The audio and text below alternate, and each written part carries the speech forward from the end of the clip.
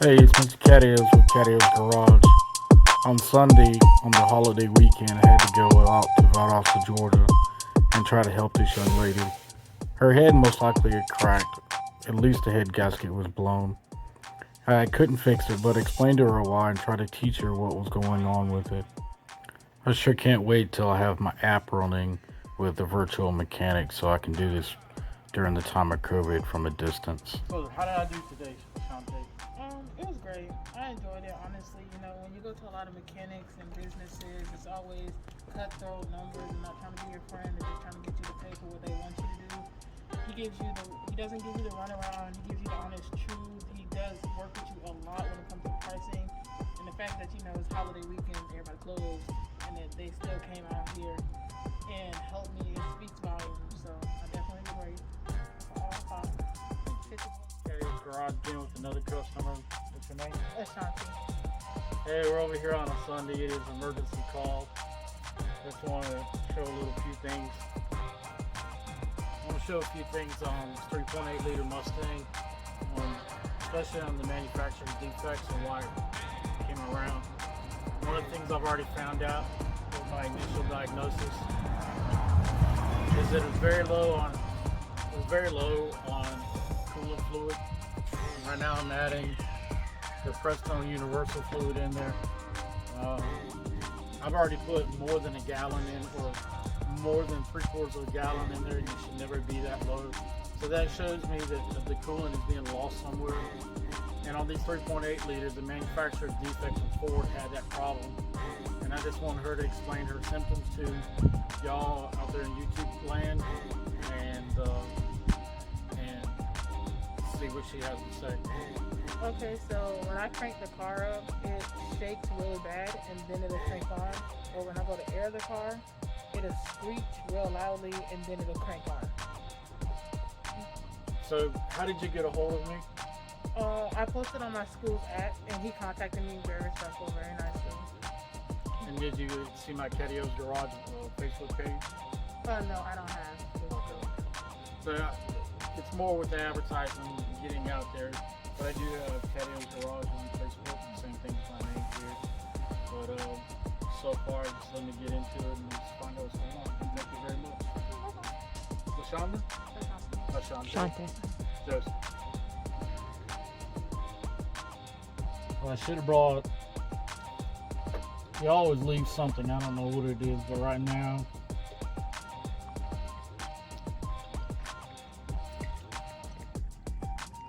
I forgot a funnel.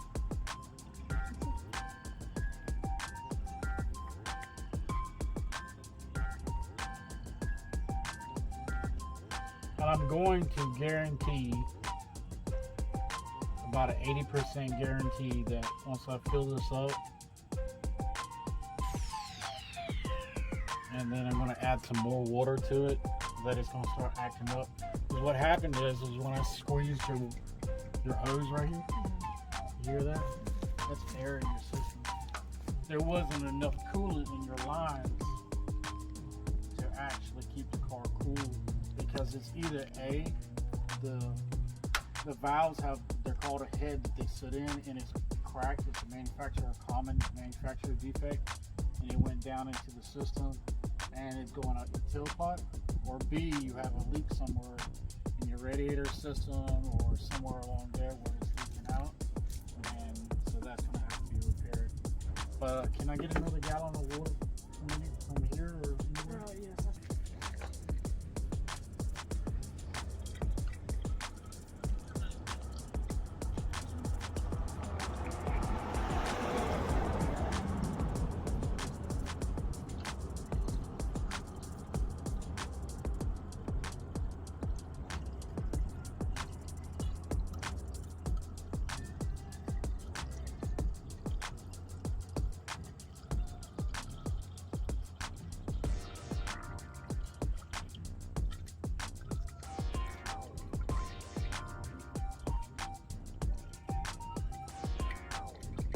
Go ahead and crank it up. It's supposed to be right here. When it gets hot, it pushes it out. And it's moving over to the ground. And it also could be causing the squealing problem too, because the water is going onto the belt itself. Now just get to a flat, put it on here, and that might cause a problem. It's just out of fluid.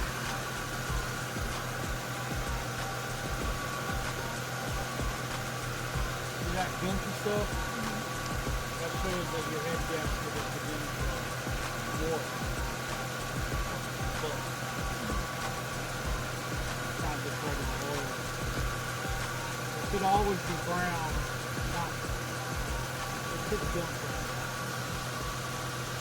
And that shows us the water being up in the gate itself.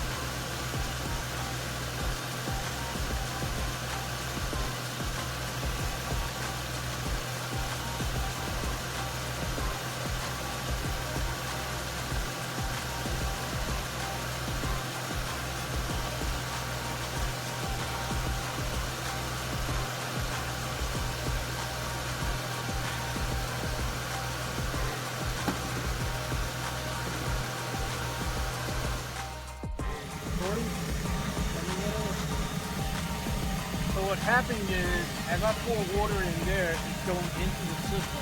You see how it's shaking now? It was smooth. The water is going all the way down because the engine is ate it. When it goes from there, it goes to the coolant system. It goes to the head, right? And there's either a crack in the head, or in the gasket itself, it's a flat piece of fiber, sometimes a metal material. It has a separation portion, most of the time both, actually. And so that's going down on top of the cylinder through your head on top of the cylinder. The cylinder is compressing it, turning it into steam, and every time your exhaust valve comes up, it's allowing that steam to come out, which is also making it so it doesn't matter how much I fill this up, one of your cylinders is not going to work properly. And that's the big round thing that goes up and down on the inside. So my suggestion is go ahead and turn it off, let it cool off. That's my final diagnosis. I can fix it, man. Shante, I can fix it, but it's not a today job. It's going to take 3 to 5 days at a minimum to fix. I can take it apart one day, but I have to take it over there to D&D Auto Sales. Right next to them is a guy that does heads for a living. I'll have to have him pressure check it and check it out. If he's still open, if not, I have to find another machine shop to take it to see if that's the cost on that. Or you can buy new ones, because I prefer not to put used parts on something, not on these motors. Because what is the water's going into the radiator through the system, going to the head, and either the crack or the head gasket, the crack in the head or the head gasket itself is separated on one or more of the cylinders. And what is happening is you can see the steam, that's not oil, that's steam coming out. It's allowing the water to get down there on the cylinder itself, and that's turning it into steam, vaporized. And then when the exhaust cylinder goes down, is letting it come back up. And the reason why I can prove that is there's no rain out here, and it was dry, and there's a lot of steam / water coming out. Because what happened is in the collector for your exhaust, there's actually water going in there, and it's cooling off enough, but it's collecting enough where when it turns back into water, it gets hot enough to turn it back into a little bit of steam that doesn't turn back into water. Combine that together, and it's actually shooting it out on the ground. So that's causing the head gasket my diagnosis for the head gasket that's blown. Like I said, I can fix it, Shante, but it's not a today job. It will be a week. It's a 6 or 7 day job. and I can fix it at your house. But you got to understand, you're going to have another ride. It's not drivable. I mean, you can drive from here to there because it's 10 minutes away. It's as damage as it's gonna get unless the whole engine locks up. What the problem was, it probably this little clamp. How long have you been having this problem? That's a good question. About a week. So this pipe expanded and it was laying down there, or this hose did, and it's supposed to have a clamp on it. Do you know who worked on this last time? No. So this expanded, it's supposed to have a clamp. It doesn't have a clamp. And because it doesn't have a clamp, that allowed the water to get out, and that allowed it to get really hot, and that is what made the head, probably made the head crack. One of the other things that I know from my own experience and doing my own research is Ford had outsourced a lot of where they got their metal from in the 90s and early 2000s, and they put cheaper metal in there, not knowing they did. Cheaper metal, and so that made their heads go bad in these 6-cylinder engines. They were terrible engines for most cars, especially in the mid 90s. So that's what's going on with this. But this little simple problem, because this might have been the next generation 3.8 liter, this little problem of this clamp coming off right here, and it's just gone. It's probably what blew your motor up. Just this little thing, because it was overheating and allowing your motor to start separating. But you had no problems out of it before.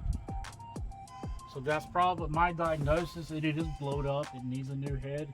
Does have to be repaired. But this right here is the reason why. Because this clamp allowed the water to come out and allowed it to overheat. It's a small, simple thing that added up.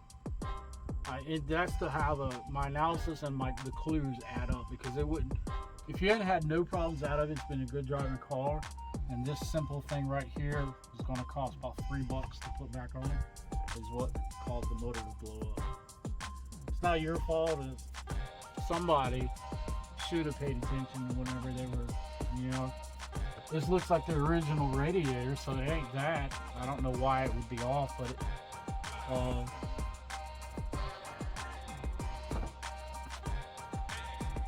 unless the hose itself just over time expanded and then it just put the pressure. But they're supposed to have a clamp on it. They actually have a metal band clamp instead of a screw clamp, which is, well, my wife just went. She wanted to go purchase a screw clamp for it.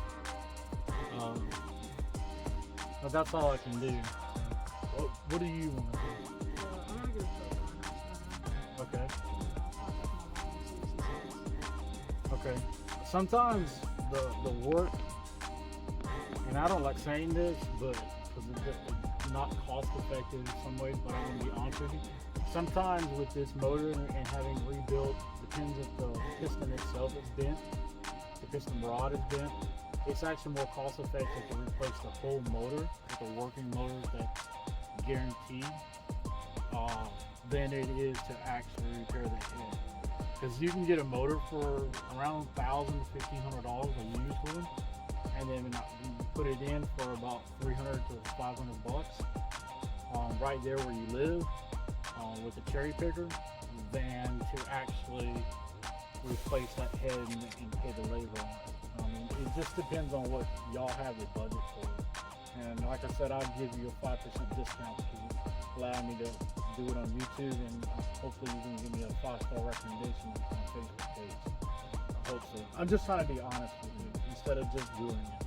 And trying to teach you what's wrong. It's a simple thing.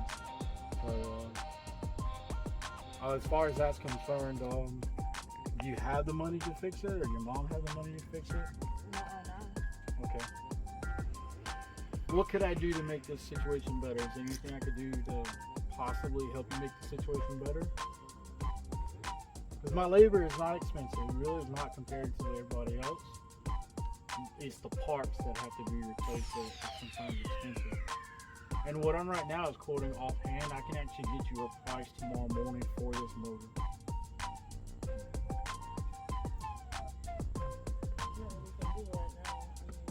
No, it's not. Your insurance company should have roadside assistance if it's on this car. You have full coverage or it, Hold on, nigga, let me call her mama. Call it.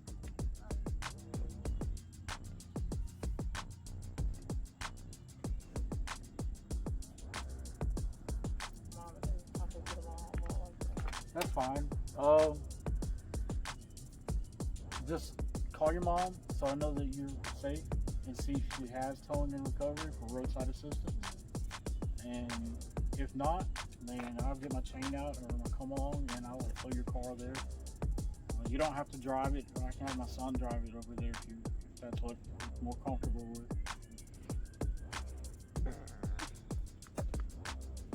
This other side of town would be different, but it's just a few minutes away. It ain't gonna bother me. I know she doesn't have the full coverage on it, so the roadside assistance probably not because she told me the boss on the hospital line. That gasket is off the 5200. Take a picture.